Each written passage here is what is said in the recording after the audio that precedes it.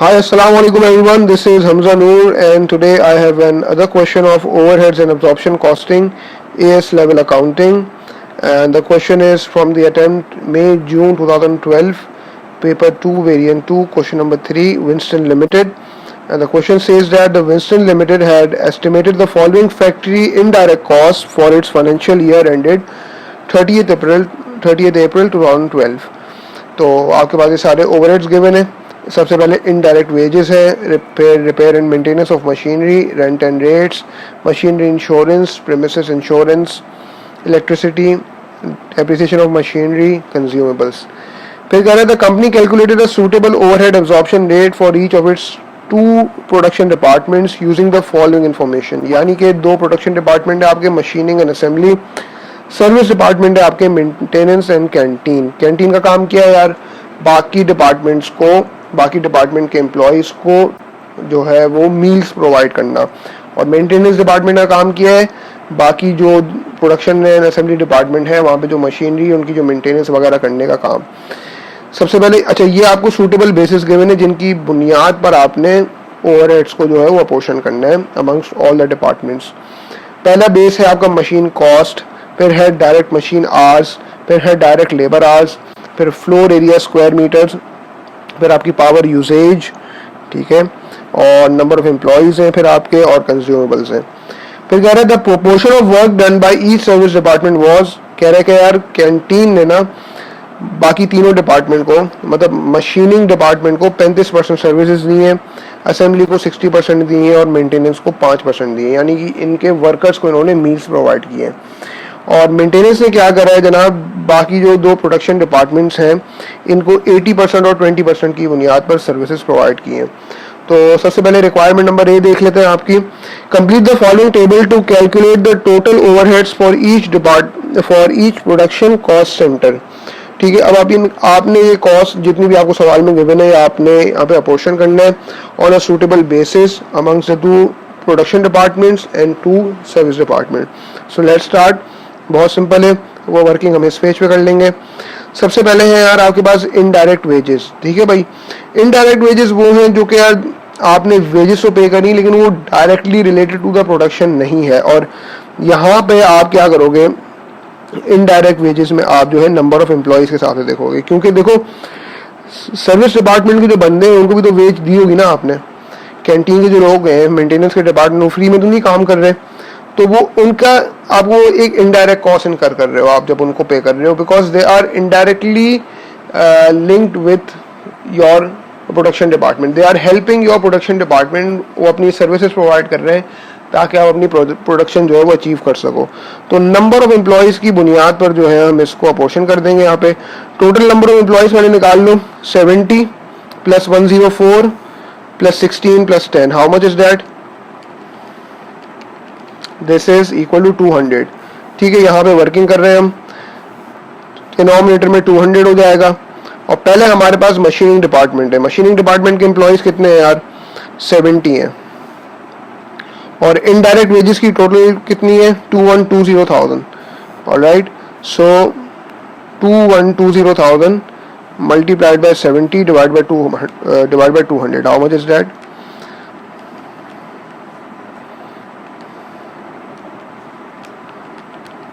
ये हो गया आपका 742,000. ठीक है जनाब.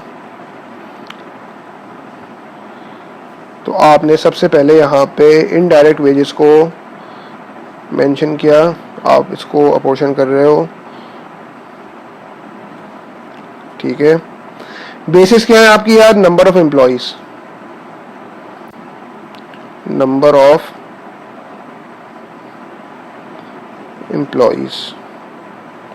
और मशीनिंग में कितना आ गया यार? 742,000. ऊपर आप डॉलर की साइन यहाँ लगा दो पहले. ठीक है,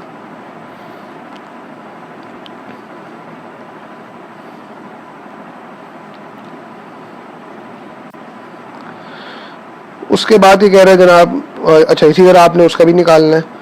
2120 same thing multiplied by assembly department में कितने बंदे काम कर रहे हैं? 104. तो यार ये वर्किंग ना थोड़ी आपकी होगी क्विक. आप अपने कैलकुलेटर में बड़े आराम से बड़े जल्दी से सॉल्व कर सकते हो सब चीज़ें, ठीक है। अब 2120,000 multiplied by 104 divide by 200, this is equal to 110,2400। तो असेंबली डिपार्टमेंट में आपके पास 110,2400 आ गया, ठीक है जनाब। मेंटेनेंस में कितना आया, मेंटेनेंस में कितने बंदे,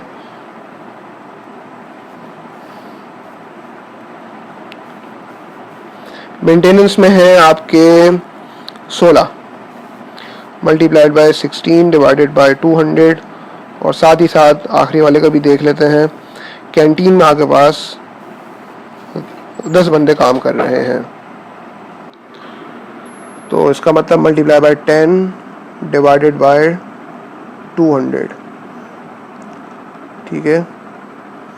कितना हो गया, पहले मेंटेनेंस का देख लो। 2120,000 multiply by 16 divide by 200, this is equal to 169,600, ठीक है।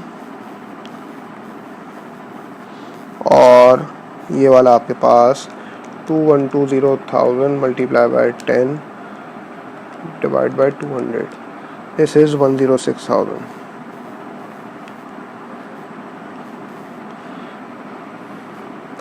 तो ये हो गया आपका मेंटेनेंस का 169,600 और इसका 106।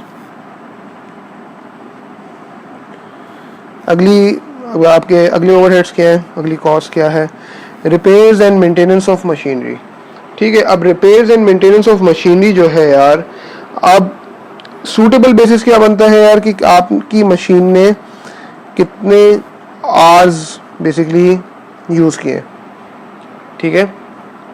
डायरेक्ट मशीन आवर्स आपके कितने लगे,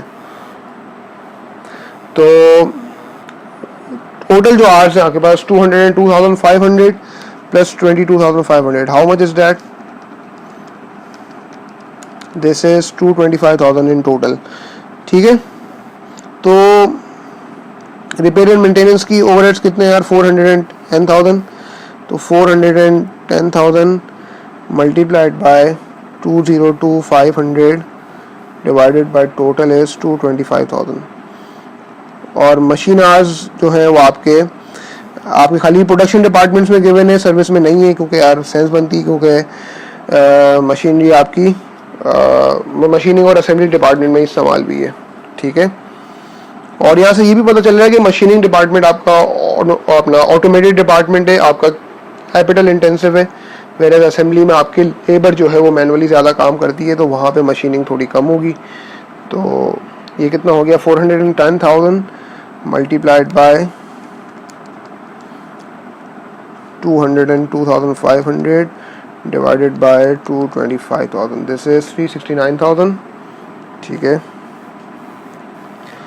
दिस इज 369,000 और ये रिपेयर एंड मेंटेनेंस है। स्पेस थोड़ी सी यहाँ पे कम है, आप सही से राइटिंग करके आप लिख लेना, बॉक्स के अंदर ही रहे सब। रिपेयर एंड मेंटेनेंस, और इसकी बेसिस क्या थी हमारे पास, डायरेक्ट मशीन आवर्स, ठीक है। ये 369,000 हो गया।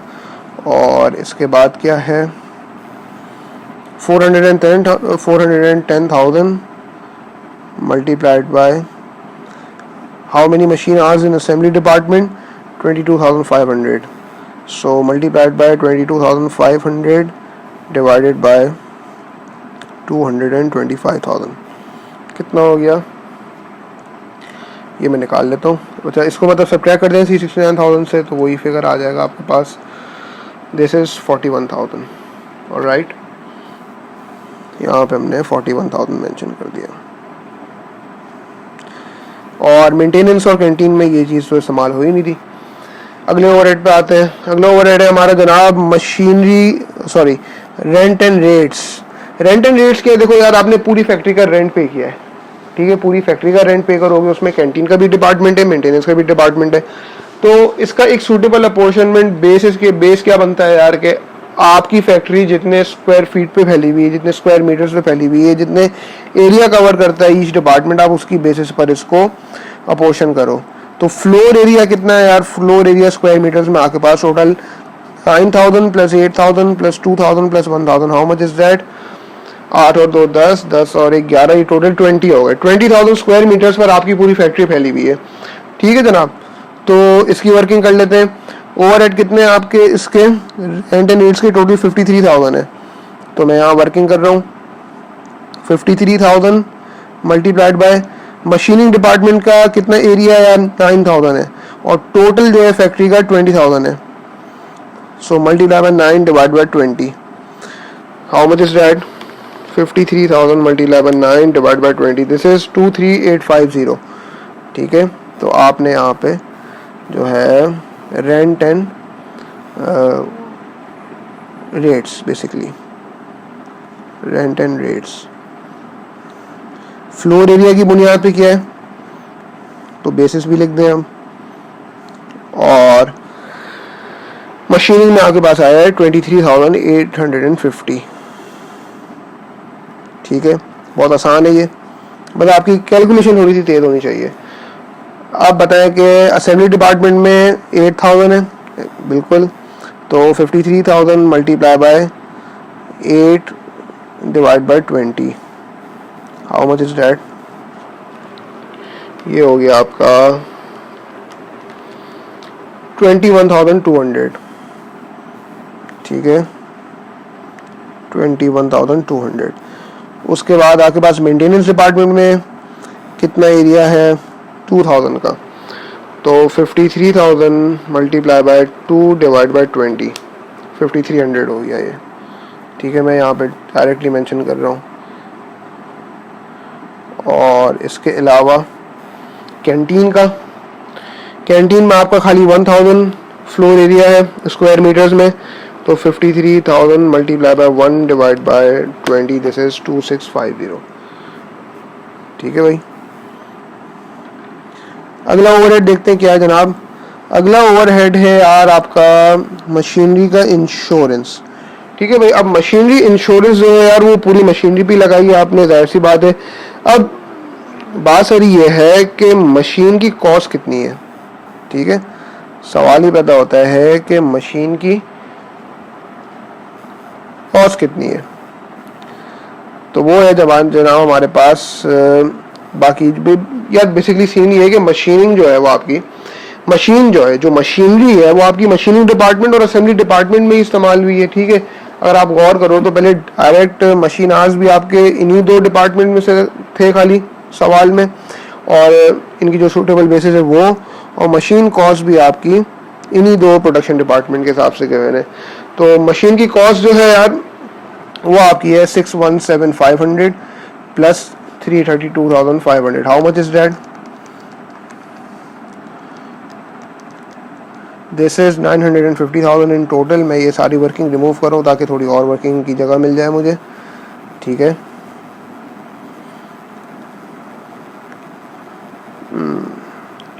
टोटल है मेरे पास 950,000 मशीनरी की कॉस्ट। मशीनिंग डिपार्टमेंट में कितनी है यार? 617,500। और जो इंश्योरेंस का खर्चा है वो मेरा कितना है? सवाल में मेंशन है 24,000 का। तो 24,000, मैं इसको यहाँ लिख लेता हूँ यार, राइट पे, लेफ्ट पे थोड़ी कम जगह है। 24,000 मल्टीप्लाइड बाय 617,500 डिवाइडेड बाय 950,000, ये हो गया आपका जनाब 15,600। ठीक है, तो आपने इंश्योरेंस को जो है मशीनरी इंश्योरेंस यहाँ मेंशन करते हैं पहले,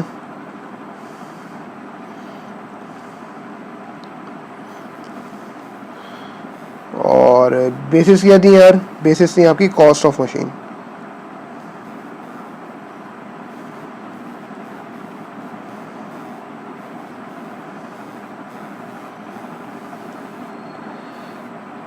तो ये आपके पास आ गया 15,600 मशीनिंग डिपार्टमेंट का ये। और आप इसी 15,600 की अमाउंट को आप टोटल इंश्योरेंस की कॉस्ट से निकालें तो रिमेनिंग आ जाएगी। टोटल इंश्योरेंस की आती है 24,000 और माइनस 15,600, दिस इज़ 8,400। ठीक है जनाब। और बाकी जो सर्विस डिपार्टमेंट है वहाँ पे तो मशीनरी का कोई काम था ही नहीं। आगे बढ़ते हैं जनाब। मशीनरी इंश्योरेंस के बाद है हमारे पास प्रेमिसेस की इंश्योरेंस। ठीक है, अब जो प्रेमिसेस है, जिस आपकी लोकेशन पे जो फैक्ट्री है, वो जो पूरी प्रेमिसेस है आपकी, उसको भी आपने इंश्योर कराया हुआ है, तो जाहिर सी बात है उस टोटल एरिया में आपके प्रोडक्शन डिपार्टमेंट भी काम कर रहे हैं, सर्विस डिपार्टमेंट भी काम कर रहे हैं। तो यहाँ पर आप जो सूटेबल बेसिस आपके लिए बनता है वो आपका फिर से फ्लोर एरिया बनता है, यानी जितने स्क्वायर मीटर्स पर आपके ईच डिपार्टमेंट फैले हुए हैं उसके हिसाब से, क्योंकि आपने पूरे प्रीमिसेस का इंश्योरेंस कराया हुआ है। इससे पहले जो ओवरहेड किया है मशीनरी के इंश्योरेंस के केस में, देखो मशीनरी सिर्फ आपके प्रोडक्शन डिपार्टमेंट्स में ही इस्तेमाल हुई है, लेकिन चूंकि यहाँ पे पूरे प्रीमिसेस की इंश्योरेंस की बात है, वो तो चारों डिपार्टमेंट में अपोर्शन होगा। ठीक है जनाब। तो प्रीमिसेस की इंश्योरेंस यहाँ पे आएगी। अब प्रीमिसेस इंश्योरेंस, ठीक है, उसकी बेसिस क्या ले रहे हैं यार, हम फ्लोर एरिया ले रहे हैं अगेन।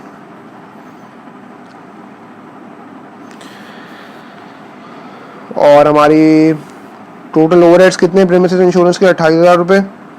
ठीक है। और फ्लोर एरिया की जो हमारी बेसिस थी यार वो मैंने इरेज कर दी, वर्किंग जरा फिर से देखनी पड़ेगी। फ्लोर एरिया में टोटल कितना था यार, हमारे पास 20,000 था, और पहले वाले डिपार्टमेंट का था 9,000। तो multiply by 9 divide by 20, 28,000 multiply by 9 divide by 20, this is 12,600। ठीक है भाई। इसी तरह आप बाकी डिपार्टमेंट्स का भी निकाल लो।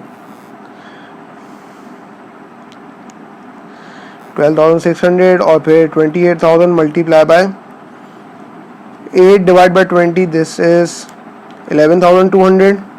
All right. Then we have the maintenance department. How much square meters area has been covered in maintenance? 2,000. So 28,000 multiplied by 2 divided by 20. This is 2,800.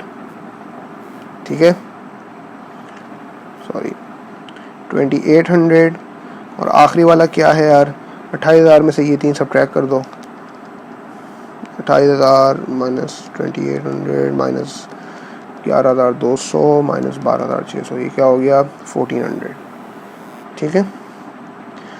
उसके बाद अगला ओवरहेड कौन सा है, इसमें बस यार आपकी कैलकुलेशन मतलब लाइक बड़ी क्विक होनी चाहिए, बड़ी आसान चीज़ है, कोई मुश्किल चीज़ नहीं है, क्योंकि मैं तो सवाल एक्सप्लेन आपको कर रहा हूँ साथ साथ, इसलिए थोड़ा सा टाइम मुझे लग रहा है ज़्यादा, वरना तो ये बहुत आसान है। फिर आपका इलेक्ट्रिसिटी पावर ओवरहेड्स आपके हैं 48,000। ठीक है जनाब। अब यार ऑब्वियसली सेंस बनती है कि यार ईच डिपार्टमेंट कितनी पावर इस्तेमाल कर रहा है। अगर आप गौर करो तो 55% पावर यूजेज जो है वो मशीनिंग डिपार्टमेंट की है। ऐसी बात है यार, मशीनरी डिपार्टमेंट ही एक ऐसा डिपार्टमेंट है ज़्यादा ऑटोमेटेड है। ठीक है, तो वही सबसे ज़्यादा बिजली कंज्यूम करेगा। और फिर उसके बाद असेंबली डिपार्टमेंट है, और फिर आपके सर्विस और कैंटीन डिपार्टमेंट है। तो सर्विस डिपार्टमेंट और कैंटीन डिपार्टमेंट में प्रोडक्शन हो नहीं रही, वो तो आपको सर्विसेज प्रोवाइड कर रहे हैं, तो उनकी बिजली की यूजेज भी कम है। ठीक है। तो पावर यूजेज जो है हमारे पास, जो ओवरहेड है वो क्या है, इलेक्ट्रिसिटी पावर। ठीक है, इलेक्ट्रिसिटी, और इसकी बेसिस क्या है यार, पावर यूजेज। ठीक है, पावर यूजेज। और हमारे पास टोटल ओवरहेड्स कितने हैं इसके, इलेक्ट्रिसिटी पावर 48,000 है ना, तो पावर 48,000 का 55% कितना हो गया जनाब, 48,000 मल्टीप्लाई बाय 0.55, दिस इज 26,400। ठीक है। उसके बाद 48,000 multiply by 0.35, this is 16,800। Okay, and then बाकी थे 5%, 48,000 मल्टीप्लाई बाय 0.05, दिस इज 2,400। तो मेंटेनेंस और कैंटीन में दोनों में 2,400 आ जाएगा। आगे बढ़े। और ओवरहेड्स कौन से हैं यार हमारे पास, डेप्रिसिएशन ऑफ मशीनरी। ठीक है भाई, अब डेप्रिसिएशन ऑफ मशीनरी जो है ये हमारे मशीन कॉस्ट की बुनियाद पे होती है, ठीक है। मतलब ऑब्वियसली बात है कि आपका जो स्ट्रेट लाइन मेथड जो होता है आपका एप्रिसिएशन का, वो आपका मशीनरी की कॉस्ट पे लगता है। तो सवाल बस ये, मतलब आई मीन कंफ्यूजन ये दूर करने की यहाँ पे कि यहाँ पे मशीन आवर्स की बुनियाद पे नहीं करेंगे, ठीक है। हम मशीनरी की कॉस्ट पे करेंगे, एक मतलब इसका सूटेबल बेसिस आपका मशीनरी की कॉस्ट बनती है। तो एप्रिसिएशन ऑफ मशीनरी कितनी है यार, 14,000, ठीक है। तो 14,000 multiplied by, again machinery cost is 617,500, so 14,000 multiplied by 617,500 divided by 617,500 plus 332,500, ये आगे बात आ गया 9,100। और बाकी जो अमाउंट है वो आप 14,000 से सब्ट्रैक्ट कर दो। पहले मैं अमाउंट लिख दूँ वरना भूल जाऊँगा। 9,100 है, और किस चीज़ की बात हो रही है, एप्रिसिएशन ऑफ मशीनरी की, डेप्रिसिएशन ऑफ मशीनरी। ये मैं वैसे यहाँ पे शॉर्ट फॉर्म यूज़ कर रहा हूँ, पेपर में आपने फुल फॉर्म यूज़ करनी है क्योंकि टाइम बहुत ज़्यादा इस्तेमाल हो रहा है। क्या था यार, कॉस्ट ऑफ मशीन, पहली वाली अमाउंट 9,100 आई और दूसरी वाली जो है आप टोटल में से सब्ट्रैक्ट कर दो क्योंकि दो ही डिपार्टमेंट है, दैट इज़ 4,900, ठीक है भाई। तो कोशिश करो अपनी कैलकुलेशन को जिस हद तक, जिस तरीके से भी आप तेज़ कर सकते हो, एफिशिएंट कर सकते हो, करो। आखिरी चीज़ है कंज्यूमेबल्स। कंज्यूमेबल्स का ओवरहेड है यार आपका 21,150, और कंज्यूमेबल्स की बेसिस आपको गिवन है वही कंज्यूमेबल्स के नाम से। तो 21,150 मल्टीप्लाइड बाय यू नो के, अच्छा ये वही आपको समझ लो, आप जो है 21,150 ये जो कंज्यूमेबल्स है इन्होंने ऑलरेडी एलोकेट करके दे दिया है आपको, ठीक है। ये मतलब समझ लो ये अपोर्शनमेंट हुई भी है, एलोकेशन हुई भी है यहाँ पे। ये बेसिकली अगर आप 21,150 multiply by 9,550 divide by total करोगे तो 9,550 ही आएगा, समझ लो आप। तो आप इसमें डायरेक्टली यहाँ पे कंज्यूमेबल्स में मेंशन कर दोगे चारों ये फिगर्स जो आपके यहाँ पे गिवन है, ठीक है। 9,550 पहला वाला कंज्यूमेबल्स, कंज्यूमेबल्स की बेसिस भी कंज्यूमेबल्स है, ठीक है। शॉर्ट फॉर्म लिख रहा हूँ, आप फुल फॉर्म लिखना, पेपर में शॉर्ट फॉर्म यूज़ नहीं करनी है। 9,550 और 9,800 और 550 आई गेस, एंड 1250, 550 एंड 1250, ठीक है भाई। यहाँ पे तो आपकी ओवरहेड्स की जो है अपॉर्शनमेंट पूरी यहाँ पे कंप्लीट हो गई। यहाँ तक तो आप लोगों ने सही तरीके से कॉपी कर लिया होगा, जहाँ पे ब्लैंक है वहाँ पे डैश डाल दो। अब आपने क्या करना है, रीअपॉर्शनमेंट करनी है, ठीक है भाई। तो सबसे पहले तो भाई आप कैंटीन की कॉस्ट को रीअपॉर्शन करोगे। देखो क्योंकि बेसिकली हो रहा है, कैंटीन जो है वो मशीनिंग, असेंबली और मेंटेनेंस तीनों को सर्विस प्रोवाइड कर रहा है। तो पहले आप कैंटीन की कॉस्ट को रीअपॉर्शन करोगे अमंगस्ट ऑल अदर 3 डिपार्टमेंट्स। तो पहले आप ये देखो कैंटीन का टोटल कितना बन रहा है, आप सबको ऐड करो कैंटीन की वैल्यूज़ को। तो ये आपके 106,000 plus 2650 plus 1400 plus 2400 plus 1250, this is equal to 113,700, ठीक है जनाब। कैंटीन की टोटल कॉस्ट आ गई 113,700। इसको मैंने ख़त्म करना है, इसको मैंने यहाँ से एलिमिनेट करना है, तो माइनस 113,700, ठीक है। और ये किस बेसिस पर होगी यार, ये होगी 35, 60 और 5% की बेसिस पे। तो हम क्या कर रहे हैं, रीअपॉर्शनमेंट कर रहे हैं कैंटीन की कॉस्ट को, ठीक है। 35% बेसिस आप यहाँ पे लिख दो, 35%, 60%, 5%, ठीक है भाई। तो 113,700 का 35% कितना हो गया, मल्टीप्लाई बाय 0.35, दिस इज 39,795, ठीक है। और उसके बाद 68,220 आ जाएगा, और फिर आपका 5685 आ जाएगा, ठीक है भाई। उसके बाद हमने क्या करना है यार, मेंटेनेंस की कॉस्ट को रीअपोर्शन करना है, और मेंटेनेंस जो है वो प्रोडक्शन डिपार्टमेंट्स को ही खाली अपनी सर्विस प्रोवाइड करेगी, कैंटीन का कोई काम नहीं है वहाँ पे। तो 80 to 20% का आपका रेशो है, इसकी मेंटेनेंस की कॉस्ट को हम रीअपोर्शन कर रहे हैं। ठीक है भाई, इससे पहले वाली वीडियो में मैंने स्टेप आपको बताया थे कि पहले जो है ऐसे सवालों में ओवरहेड्स एंड एब्जॉर्प्शन कॉस्टिंग में 4 स्टेप्स होते हैं। पहले आपकी एलोकेशन, फिर अपॉर्शनमेंट, फिर रीअपोर्शनमेंट, और फिर आखिर में एब्जॉर्प्शन, जो कि अंडर और ओवर एब्जॉर्प्शन निकलती है। तो ये जो आपका तीसरा स्टेप हो रहा है रीअपोर्शनमेंट। अपॉर्शनमेंट अभी सारी ऊपर हो गई हैं, और कंज्यूमेबल्स की एलोकेशन एक ऑलरेडी हुई भी थी। तो जनाब 80 to 20% का रेशो है। ठीक है, how much will be dead. पहले तो यार देख लो कि मेंटेनेंस की टोटल कितनी बन रही है। इसके अंदर ये कैंटीन वाली भी ऐड होगी, जो आई मीन कैंटीन से जो कॉस्ट एलिमिनेट होकर मेंटेनेंस डिपार्टमेंट को मिली है वो भी यहाँ पे ऐड होगी। ठीक है, तो कितना हो गया भाई, आई मीन अपोर्शन हो गया, सॉरी रीअपोर्शन हो गया।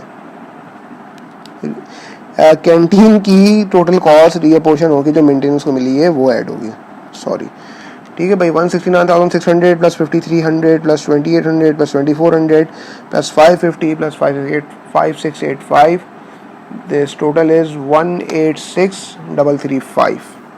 all right, 186,335। इनको आप 80 to 20% में एलोकेट करो, रीअपोर्शन कर दो। 149,068 और 37,267।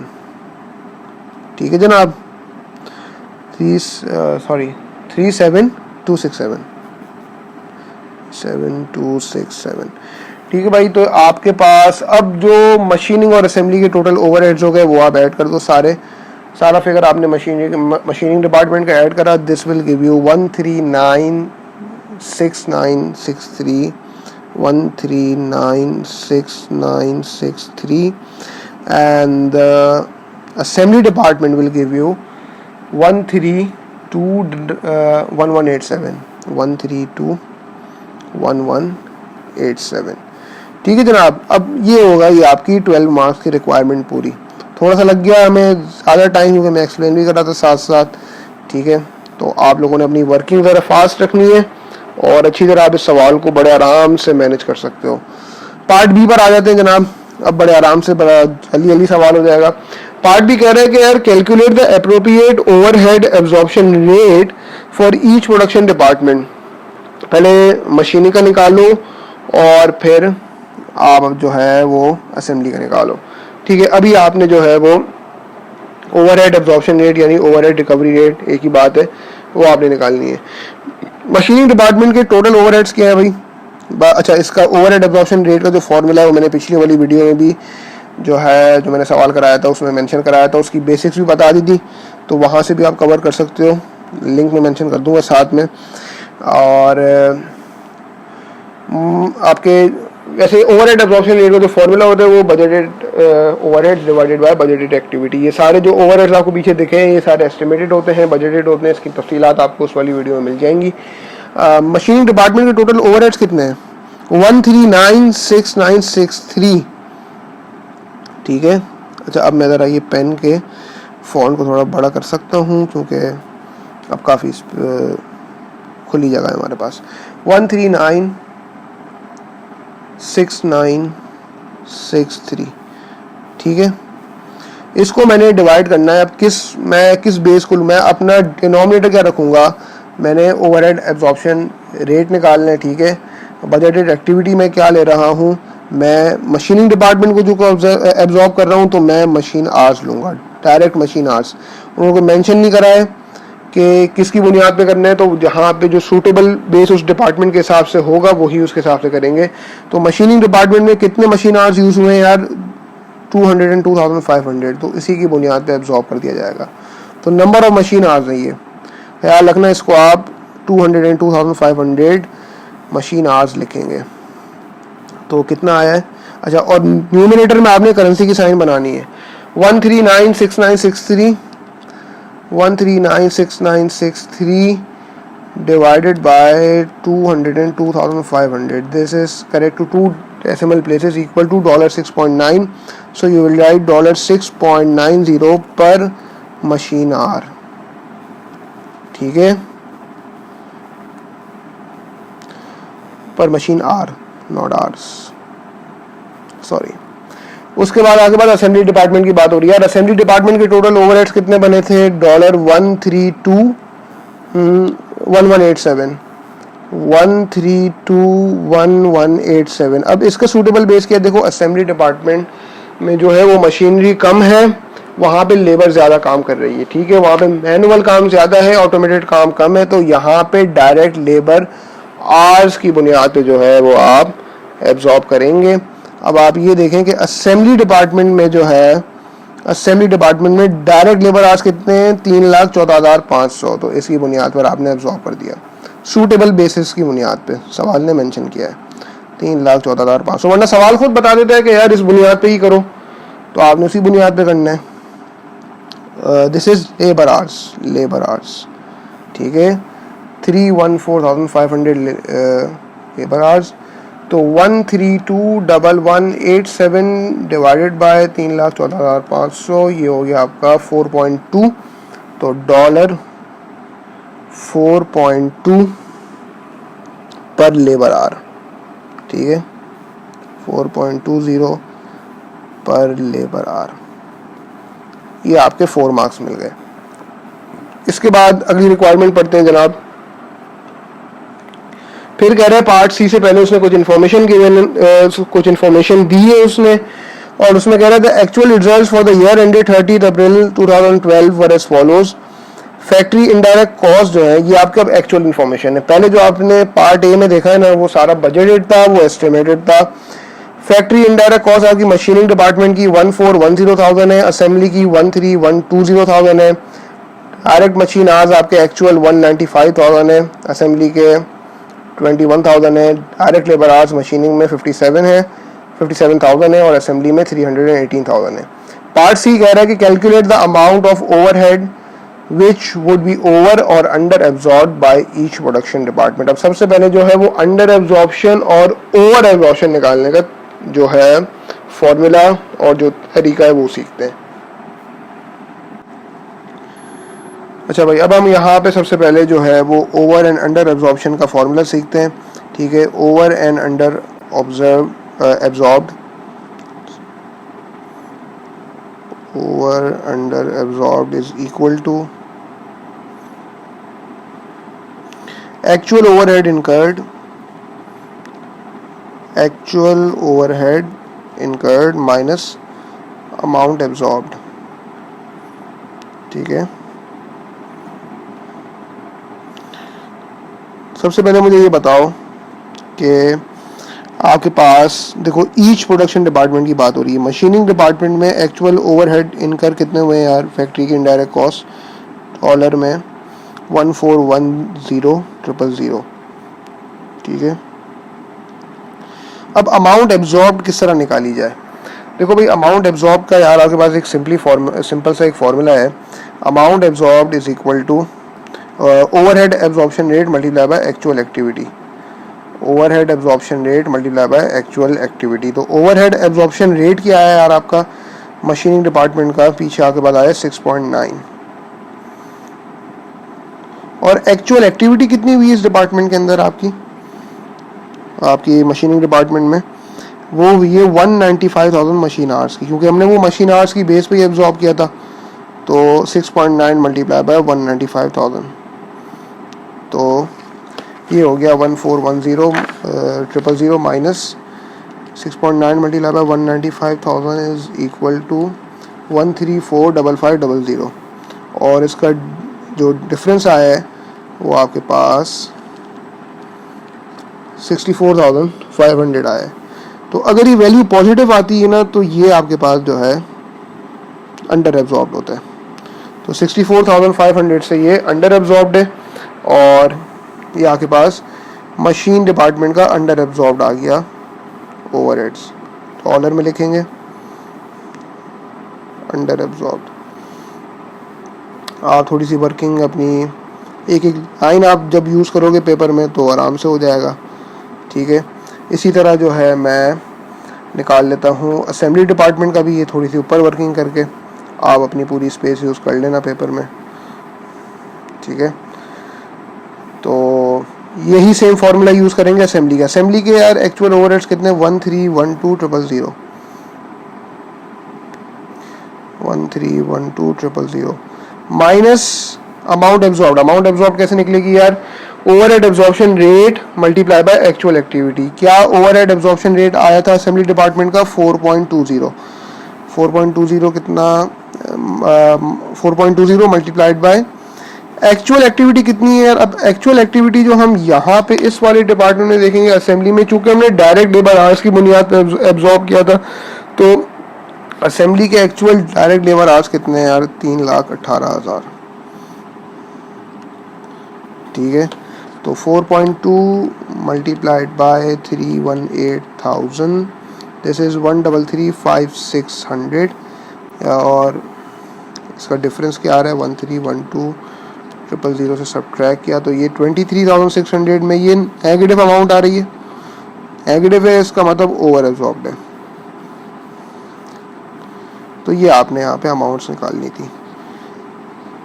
स्पेस आप पूरी आप आंसर स्पेस में यूज़ कर लेंगे तो वहाँ पे ये पूरा आ जाएगा। उसके बाद बढ़ते हैं जनाब अगली रिक्वायरमेंट में। पार्ट डी कह रहे हैं 4 मार्क्स के लिए, explain how the results in C could have occurred. यार ये जो सी में जो ये रिजल्ट आए हैं ओवर और अंडर एब्जॉर्प्शन के, ये किस तरह आए, ठीक है। अब इस पर थोड़ी बात करते हैं। अच्छा, अब यहाँ पे आप सबसे पहले ये देखें कि मशीनिंग डिपार्टमेंट ने जो है कितना प्लान करा था कि वो कितने आवर्स काम करेगा। वो था 202,500 मशीन आवर्स, जिसकी बुनियाद पर हमने मशीनिंग डिपार्टमेंट के ओवरहेड्स को एब्सॉर्ब किया था, ठीक है।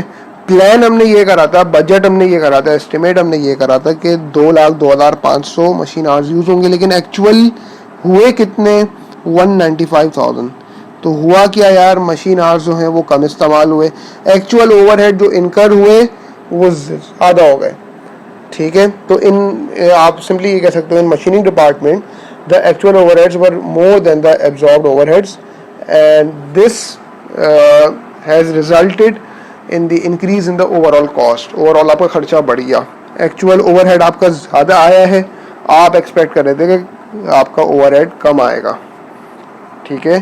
तो 64,500 से अंडर एब्जॉर्प्शन हुई है यहाँ पे, और ये किस वजह से हो सकता है, this could be due to over spending or due to over estimation of machine hours by the machining department. आपने कुछ ज़्यादा एक्स्ट्रा खर्चा कर दिया है इसके ऊपर, ठीक है, ओवर स्पेंडिंग कर दी है, और आपने over estimation of the machine hours है बाय द मशीनिंग डिपार्टमेंट, ठीक है जनाब। तो आप सिंपली यहाँ पे इसको एक्सप्लेन कर दोगे, और ये मैं पहले एक्सप्लेन कर दूँ आपको, फिर मैं आपको लिखवा देता हूँ कि आपने एग्जैक्ट वर्डिंग्स क्या लिखनी है। फिर हम जब असेंबली डिपार्टमेंट की बात करें, हमने प्लान करा था, हमने बजट किया था, हमने एस्टिमेट किया था कि 3,14,500 लेबर आवर यूज़ होंगे, क्योंकि असेंबली डिपार्टमेंट को हमने एब्जॉर्ब किया लेबर आवर्स की बुनियाद पे। लेकिन एक्चुअली हुआ क्या, लेबर ने कितने घंटे काम किया, 3,18,000। लेबर को ज़्यादा टाइम लग गया काम करने में, ठीक है। तो हुआ क्या कि भाई देखो, एक्चुअल खर्चा जो है वो आपका कम आया, ठीक है, एक्चुअल खर्चा आपका कम आया, और बजटेड खर्चा आपका ज़्यादा था, तो 23,600 से ये ओवर एब्जॉर्ब हो गया। तो आप सिंपली क्या कहोगे, इसका मतलब क्या हुआ कि in assembly department the actual overheads were less than the absorbed overheads, resulting in reduction in overall cost, ठीक है। ओवरऑल कॉस्ट तो आपकी रिड्यूस हुई है। This could be due to better control on expenses, आपने अपने एक्सपेंसेस पर कोई अच्छा कंट्रोल हासिल कर लिया है, या फिर due to under estimation of the labour hours by assembly department. उनको असेंबली डिपार्टमेंट ने ये अज्यूम किया यार कि 3,14,500 घंटे में ये काम कर लेंगे, लेकिन लग उनको ज़्यादा गए। जाहिर सी बात है यार, इंसान है, अगर आपकी जो वर्कर्स हैं वो अगर थक गए थे, या अगर कोई और इशू आ गया था, और कोई ऐसा फैक्टर आ गया जिसकी वजह से काम जो है वो उसके हिसाब से नहीं हो पाया, थोड़े घंटे ज़्यादा लग गए, तो ये तो होता रहता है, ठीक है। तो आपके पास जो है एक ओवरऑल जो आंसर आपके लिए बनेगा 4 मार्क्स है, वो मैं आपको लिख के दे रहा हूँ। यहाँ पे मैं वीडियो पॉज करता हूँ, फिर मैं आपको आंसर दिखा देता हूँ लिख के, ठीक है। तो आंसर आपके पास कुछ ऐसा बना है कि in machining department the actual overheads were more than the absorbed overheads resulting in overall cost. The machine department has not worked the planned hours. This could be due to overestimation of machine hours by the machine department. The assembly department has worked more than the planned labor hours, and overall cost is reduced as actual overheads were less than the absorbed overheads.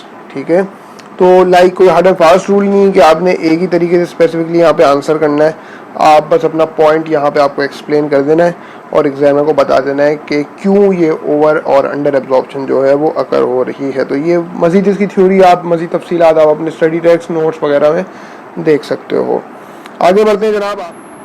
इसके बाद part ई कह रहा है कि explain the problems associated with using pre determined overhead absorption rates in calculating the price of a product. यार ये जो आप pre determined overhead absorption rates निकालते हो बजटेड और एस्टिमेटेड डेटा की बुनियाद पे, इसकी वजह से क्या प्रॉब्लम्स एसोसिएटेड है जब आप प्रोडक्ट की प्राइसिंग वगैरह कर रहे होते हैं. तो यार सिंपल सी बात है, देखो ना, एक्चुअल हुआ कुछ और, एस्टिमेट आपने कुछ और किया था, तो कुछ ना कुछ मसले मसाइल खड़े हुए होंगे.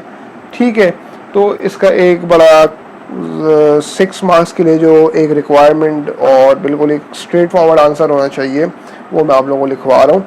ठीक है, तो देखो सबसे पहली बात तो ये है कि एक केस में आपके पास ओवर एब्जॉर्प्शन है और एक केस में आपके पास अंडर एब्जॉर्प्शन है. ठीक है, सबसे पहले बात कर लेते हैं जनाब हम अंडर एब्जॉर्प्शन की. तो आप साथ साथ लिखना शुरू करें. तो सीन कुछ ऐसा है कि भाई, एक मिनट, मैं ज़रा इसको आपको ज़रा तेज़ी से हो जाइए कि भाई देखो, if the factory actual activity is less than the budgeted activity it faces under absorption of overhead. ठीक है, सिंपल सी बात है. तो इसका मतलब यार ये हुआ कि not enough overhead is charge to each unit of production. ठीक है, पहले यहाँ तक लिख लो. This means not enough overhead is charge to each unit of production. और जाहिर सी बात है यार, देखो कि यहाँ पे आपकी ओवरऑल कॉस्ट जो है, ओवरऑल कॉस्ट आपकी इंक्रीज होगी. ठीक है, and this will obviously effect the profitability of the business. And if the factory actual activity is higher than the budgeted activity it faces the over absorption of overheads. यानी बहुत ज़्यादा overhead आपने charge कर लिया था. ठीक है, too much overhead was charge. ठीक है, आर चार्ज टू प्रोडक्शन. और इसका मतलब यार इवेंचुअली ये होगा कि आपकी ओवर प्राइसिंग होगी. ठीक है, ऐसी बात है, जब ओवरहेड्स बहुत ज़्यादा चार्ज हो जाएंगे, आप ओवर प्राइसिंग कर दोगे, आपके प्रोडक्ट की डिमांड जो है वो डिक्रीज हो सकती है, आपका लॉस एंड रेवेन्यू हो सकता है, और ये भी आपके बिजनेस की ओवरऑल प्रॉफिटेबिलिटी को इफेक्ट करेगा. तो 6 मार्क्स के लिए ये एक बड़ा अच्छा सा आंसर है. आप इसको कॉपी कर लें. यहाँ पे आपका सवाल एंड हुआ. ठीक है, मिलते हैं इंशाल्लाह किसी और दिन किसी और टॉपिक के सवाल के साथ. अल्लाह हाफिज़.